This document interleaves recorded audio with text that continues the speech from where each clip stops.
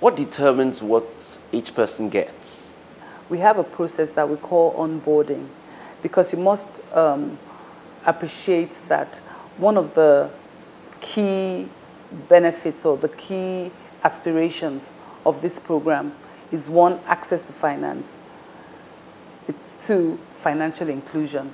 Financial inclusion means ensuring that people are able to have or to own a bank account. They're able to be in some sort, to get onto the financial framework, so that they have a unique identification and they are counted on that financial framework. So what this means is that with financial inclusion, you can begin to have basic financial services, which everyone needs. Everyone needs to be able to do some sort of banking, even if it's at the most basic level. So for you to be a GEEP beneficiary, one of the things that we have put in place is that you must have a BVN. That's a bank verification number. You must have a BVN, and you must have a bank account. The third thing that we seek is that you must belong to an association. It could be a trade association, it could be a market association, but you must belong to an accredited association. In the last few years, we've had some social political problems in the country that have even driven people far below the bottom of the pyramid. Talk about the Northeast, where we've had issues with the Boko Haram and all. Now, how do you structure the funds? Is there a way you've structured the funds such that there are more people in those regions who benefit from this program? The answer is, yes to an extent, or it depends. So with the funds, it's a national program. And so the idea is to reach all 774 local governments in the country, I believe, including the FCT. So the money or the intervention program is for Nigeria across all local government areas. So regardless of where the location is, be it in the Northeast, Northwest, Central, Southeast, Southwest, it's to reach every single part of Nigeria. You may be aware that there's also a conditional cash transfer program under the social intervention. And that's actually a grant program that goes to vulnerable families within a community.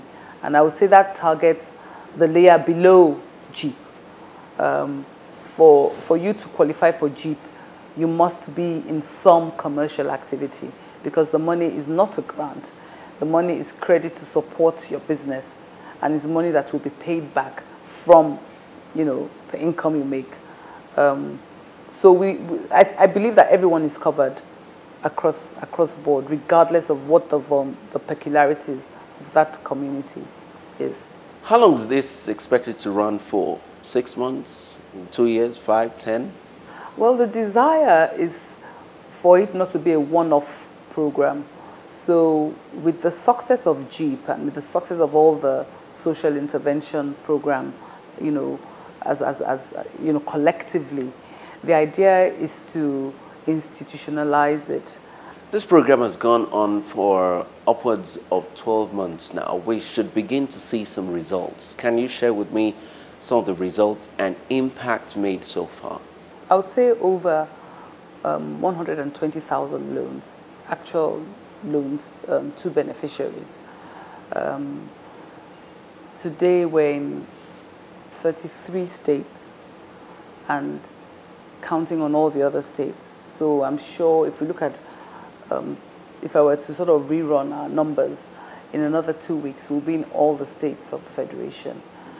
By implication, we've also tracked local governments we will be in all local governments as well by the end of this month, because in every state we make sure that we do have a spread across the local government so that we're not skewed in any to any one region or to any one part of the state.